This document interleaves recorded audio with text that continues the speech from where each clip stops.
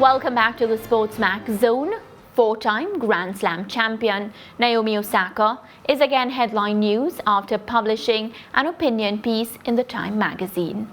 In the piece, Osaka explained her reasons for withdrawing from the French Open, while also providing suggestions on how tennis authorities can help players manage their mental health. The 23-year-old says, "I have numerous suggestions to offer the tennis hierarchy, but my number one suggestion would be to allow a small number of sick days per year where you are excused from your press commitments without having to disclose your personal reasons." Osaka says while she doesn't have a problem with the press, she does have an issue with the traditional format of press conferences. She says the press conference format itself is out of date and in great need of a refresh. "I believe that we can make it better, more interesting and more enjoyable for each side. Less subject versus object, more peer-to-peer." George, this is for you. Yeah. Sick days for sports stars. Rubbish. Where do you... All right, he didn't even let me finish. Go ahead. They're rubbish. Sick days for sports stars. Listen, all Naomi has to do is simple. Naomi needs to do, like so many other professionals in so many areas of sport do, hire the right PR people who can train her how to navigate the minefield that are press conferences, that is a press conference sometimes. So she needs to get coaching into how to deal with the questions, especially those of a personal issue, how to go on the front foot at the press conference, how to not always be the one penned in an inglorious spot, as that famous poem said. She needs to be learning how to assert herself at the press conference and to be able to leave a press conference with the narrative that she wants to push, being the narrative that is actually carried by the media afterwards. It is relative to what Naomi Osaka earns, Mara, it is cheap for Naomi to hire the person or the agency to prepare her to be able to do that. And if she feels that she doesn't want to pay them to do it, she can hire me. I can coach her on how to navigate herself at these press conferences. That is what she needs to do, rather than coming up with these bizarre ideas and trying to play the victim. And you know that I'm very supportive of her, but I think this sick day thing for sports stars is a step too far. It's a step so far that it is balderdash. But George, she is 23 years of age, yes, and she is only human. And just like in every job, we are allowed sick days. You know, if something is wrong with us, why can't athletes, be awarded mental health days or just a day to step away if they don't want to speak to the media? No, but why is it so bad? Yeah, but look, I don't know. I can't equate what Naomi Osaka does to someone like a videographer here at SportsMax or a producer here at SportsMax or somebody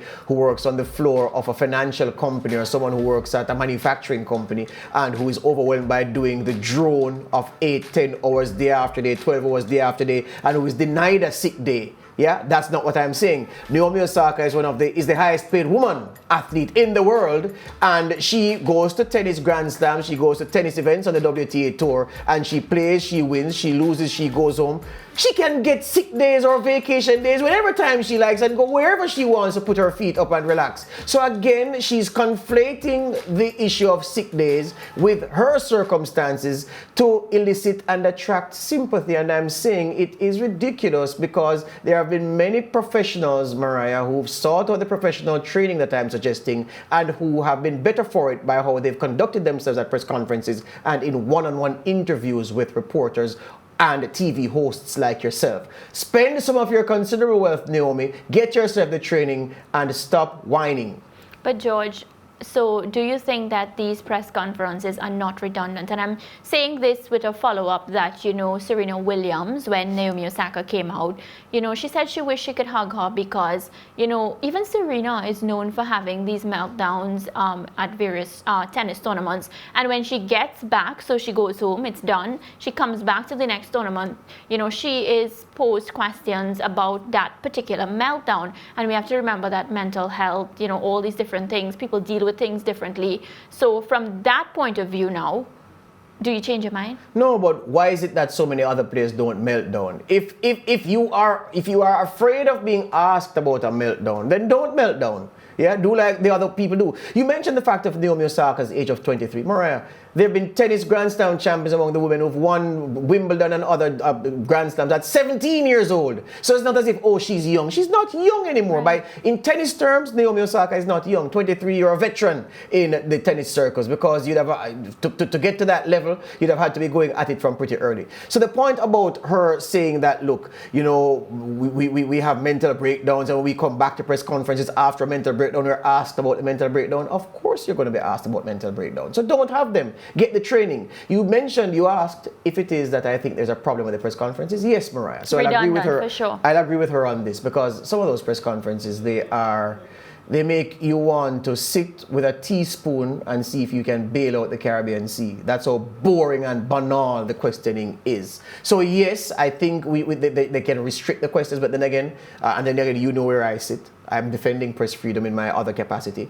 But people will say, oh, you're impinging on press freedom if you restrict journalists and the questions they ask. But sometimes, if you leave the field wide open, then it's from ridiculousness to ridiculousness, George, question to question, banality to banality. So yes, the press conferences are a problem. And what I notice, is that some of the journalists that go to these events aren't even sports journalists. Well, some of the people who go to these events aren't journalists, is what I'm... Yeah, and they right. ask questions. You are correct. All right, so we're moving along now. Since a decision to skip Wimbledon and to withdraw from the French Open in order to preserve her mental health, Osaka has been receiving support from big names, including Michelle Obama, Olympian Michael Phelps, NBA superstar Steph Curry, and the Duchess of Sussex, Meghan Markle.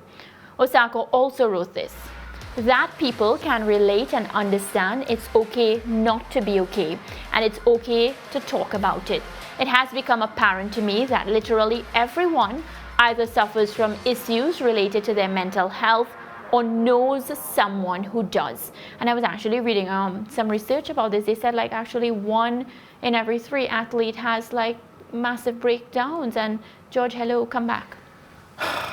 Mariah, when Osaka says that almost everyone either has mental health issues or knows someone who has mental health issues, that's not a point. It's almost like saying everyone knows someone who has a pet, or everyone has a pet or knows someone who has a pet. It's the same thing. So it's not a special point. Oh my God, really and truly, everyone either has mental health issues or knows someone who has mental health issues. That means that it is a massive problem. No, it's not. So I'm saying this is victimization at its best, and self-victimization.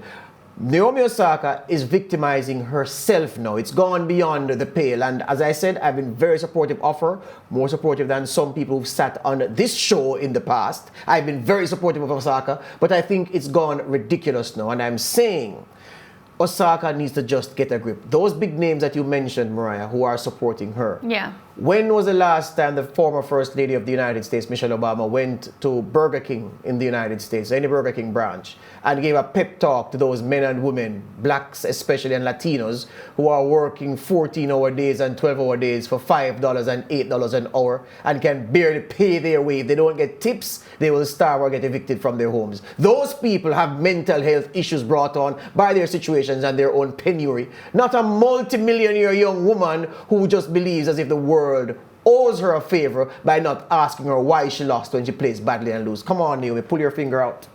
All right, well, Osaka, a reminder, is set to return to tennis at the Tokyo Olympics in her native Japan. We go to break now, and our Olympic Corner feature is next.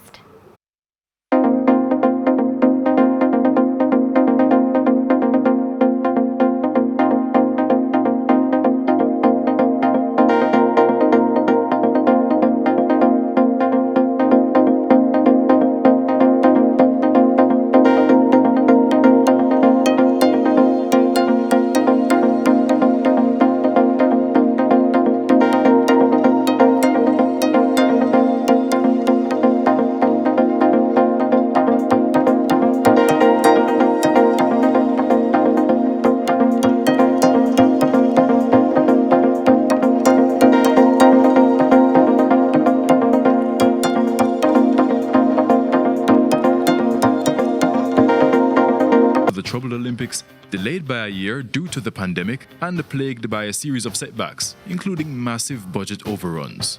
But Japan's Prime Minister Yoshihide Suga said it was essential to prevent Tokyo from becoming the source of another wave of infections, especially with the highly infectious Delta COVID-19 variant spreading.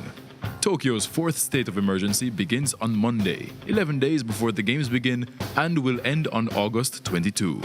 That's it for today's Olympic Corner. Remember to watch the SportsMax Zone for your daily Olympic updates.